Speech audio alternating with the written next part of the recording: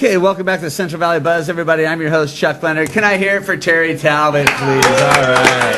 I love that guy. Here with me now, Colin White, Loss Prevention and Safety Consulting. How's it going, Colin? I'm good. How are you, Chuck? Tell the people what you do. It's kind of interesting. Actually, what we do is we work with small businesses, organizations to help them take care of their employee theft and fraud issues. So we come in, we basically take a look and assess their business, look at what they're doing right, what they're not doing so right, and then help them put basically an A through Z program in place to make sure that they're less at risk of theft. I've talked to you a couple of times, and last time that after I talked to you, I thought, you know, next time I talk to Colin, I'm going to ask him, when you were younger, before you got into the loss prevention things, you worked other jobs. Mm-hmm. Did you see theft going on? Oh, yeah, definitely. I Cash? always saw theft.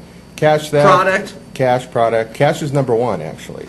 Cash is the number one thing people steal. People take cash the most, yeah, absolutely. Because they need it to pay their PG&E and their car payments. And everybody needs cash. Food. Absolutely, absolutely. And the thing is that... You can rationalize food, right? Oh, yeah. Because I was hungry. I needed to eat. Yeah, absolutely. And the funny thing is that a lot of people know that theft might be going on with their employer, where they're working, and see people doing it, but they're fearful of reporting it for retaliation or other things, or I might get myself into trouble. So, you know, what we do through training and awareness with those businesses is say, hey, it's okay to step up and report that because you're taking money out of your own pocket, essentially. Do the people that are stealing, do they kind of bully the other people into not telling? You know what? Do they squeeze them in a corner a little bit? Yeah, sometimes that might be going on. You know, there might be a little bit of intimidation going on, but I think a lot of time it's just that people kind of have a tendency to, I don't want to get involved. I don't want to get involved. I don't know. And that's a lot the same with a lot of things, right? It is, absolutely. Car accidents and the other things that people see in public, and they don't want to get involved. They back off and just kind of put their blinders on and make believe it didn't happen. Exactly. Yeah. Now, do the employers, do they kind of do the same thing? Do they kind of turn a blind eye? You know what? It's human nature, I think, to want to be able to trust anybody, and we want to be able to trust people that certainly are working for us. And yeah, I think a lot of times there is that mentality. They say, hey, this person's been with me for 10 years. They've been with me for 15 years. They would never do that. And in some cases, we find out through a course of an investigation when we've been hired by a client that no, in fact, you have been taken advantage of, and this is what's been going on. So they've been stealing for the whole time that they've been there. They've been stealing for the whole time, yeah. And one of the statistics that's interesting is that the average person, when they do get caught, probably had been doing it for an average of about 2 years. Wow. Prior to even being caught. And then 1 out of 30... But a lot of them say, no, it's my first time I ever did it. Yeah. Please don't be mean to me. Yeah, and 1 out of 30 will ever get caught. That's another statistic that's real staggering. Why is that? 1 out of 30. A lot of times it's because people don't know that it's really a serious issue, and they don't take it as serious as they should. They're not paying attention to what's going on in the organization, and people will come in, they'll get a job, they'll take advantage of you for a year or two. They'll quit, they'll move on, and they'll go on to a different business. I've seen that multiple times. And then the employer just really never knows. Employer just really never knows. They feel the hit, but they don't know where it came from. Yeah, they've seen their profits decrease, they've seen their sales go down, and they never really knew quite what that was all about. Wow. So, do the employers, do they come to you when they have felt the hit? Like they're feeling the money slide through their fingers and they don't know? Or do they come to you before and they say, you know what, I know that theft is a big thing in America and in the world. Maybe I should put some things into place before the opportunity arises for them to steal from me. Yeah, we get both. We get businesses that come to us prior to wanting to make sure that they have an effective loss prevention program in place. And then we also get, unfortunately for them, we get people that come to us after the fact and say, hey, I think I've been taken advantage of. Can you help me? And a lot of times we can. We can go in and we can investigate the situation for them. Number one, make sure that they're not going to be taken advantage of again in the future. But secondarily, there's a lot of ways through the investigative process that we can go back and say, yeah, this is what happened, this is who did it. And oh, by the way, you could still file charges if you'd like to. That was my next question. At what point do you call the cops in? Well, you know what? I always recommend to prosecute with law enforcement. A lot Always? of times, always, yeah. Because if you don't, you're setting the standard, and you're also telling your other employees that you don't take it seriously. You're sending the wrong message. You're sending the wrong message. You let him take someone away in handcuffs and throw him in the back of the cruiser and take off and see what kind of message that sends. Absolutely, absolutely. Yeah, it sends a big message throughout the entire organization for anybody that was even thinking about it, or maybe actively doing it at that point. So I always recommend that everybody prosecute. Again, ultimately, that's up to the owners of the company.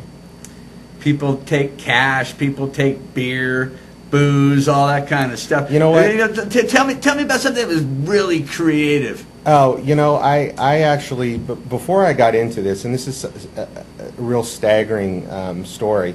Before I got into this, when I was still in the corporate world, I was working for a big Fortune 500 company, and they actually asked me to move across the country and take over a group of stores that had about $8 million in loss in 1 year. Wow. Okay. What kind of stores? These were big home improvement stores. Okay. I'm not going to mention the name of the Okay. organization, but when we went in, there was one specific store in a downtown area of the company that had about $2.5 million in losses. And what we found out was, through the course of going in and looking at the business and assessing it, that the door monitors, who actually were part of the loss prevention staff, were in collusion with contractors, and contractors were coming Rolling in it right out the door. loading up generators, tool kits, 1,000, Those 2,000, flat 3,000 bottom flat carts? bottom rolling carts, Yeah. and they were wheeling it right out the door.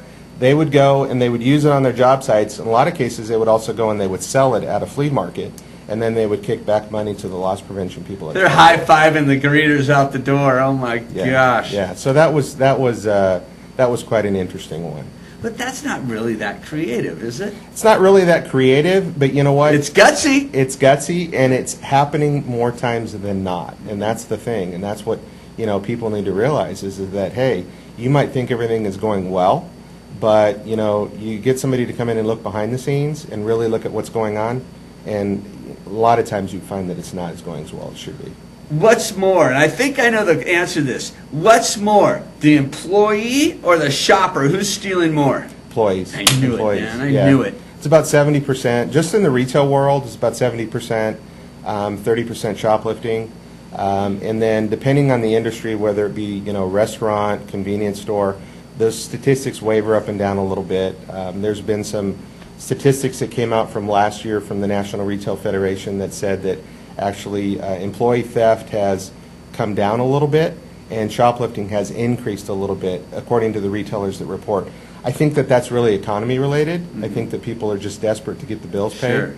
And Or eat. right. Exactly. And sometimes desperate measures require desperate results in people's eyes. I understand it. I just can't condone it. So, and unfortunately, as consumers, we all pay for it. We pay for it every time we go into a store and buy something. And as technology gets better and smarter, so do the thieves, right? Absolutely. Oh yeah, God. absolutely. They're always going to find a way around it. Right now, data And security. that's why the employees do it the most, because they see it and they know how they can get around it. Absolutely. Well, employees have access to all To the just different go areas. rip something off the Yeah. shelves at a store, I'd have a nervous breakdown before I got out the door, because they got the stickers on them with the detectors and all that kind of. Oh my God, I couldn't do it. Yeah. But yeah. the employee, they know how to do. They know where to take it out where there's no. Absolutely. Oh my. Yeah, they know the ins and outs of the business. A lot of times the managers have keys. They've got alarm codes. They know how to shut the CCTV systems on and off.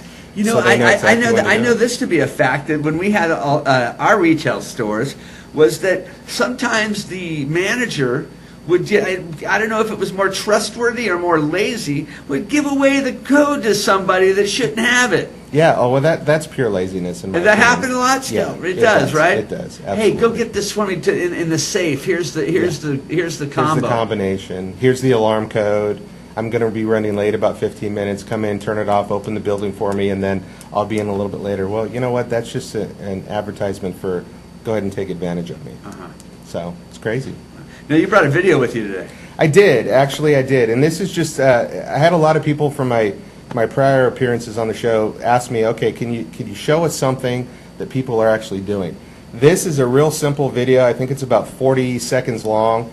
This gentleman's working in a convenience store at the counter there. I think it's cigarette time for a couple of people. He comes in and he's helping people, and you'll see him actually go over, gives the customer the product, and then palms the money. Takes the customer's money. Yeah, he actually goes into the register, makes it look legitimate, and actually takes the money out of the register, puts it into his left pocket. Oh, wow. Boom, right there. Yeah, smooth. Was that one of your clients? No, that actually wasn't one of my clients. I have confidentiality agreements with clients. I really can't show a lot of the things that we get for them. Okay. Understandable, but this is a kind of some stock footage that was out there. It's been made public. It's easy to show. The funny thing is that a lot of people think that cameras work. Well, they do work, but this guy obviously knew that there was a camera there. He did it anyway. The funny thing is, later on in this clip, he actually is pulling out the money that he's been taking throughout the day, and he counts it all, organizes it, and puts it back in his pocket. Like, okay, I got my money for the day. Wow. So, pretty Wow. crazy. People want to get a hold of you. How do they do it, Colin? You know what? Go to our website, lpsconsulting.org. That's the best way to get a hold of us. There's an online email form they can go ahead and fill out and get back to us. Our phone number is also listed on there. And then one of the things we also wanted to do, and we've been talking about over the last couple of days, is we've had a lot of people say, okay, what does it cost to get you into our business to really take a look at what's been going on? One of the things that we'll do is come in and do an initial business assessment. So what we want to do is we want to give away a couple of free business assessments. Okay, great. These are about a $300 value for us to come in and do this. It takes about 4 hours to do. And if you go on to our website, go to our email contact us form, put your name, address, business, and everything, submit that to us on email. Next Wednesday, we're going to go ahead and do a drawing. And the 2 people that draw we'll get a hold of, and we'll let you know you've won your free business assessment. Awesome. And you guys, it doesn't matter what kind of business you have. And I tell you, I grew up in a restaurant. If you guys have a restaurant out there, you need to be calling Colin. Colin, thanks a lot for coming by. Thanks, Jeff. Appreciate Always good it. to have you. We're going to take a quick commercial break, then we'll start the second hour of the Buzz. Stick around.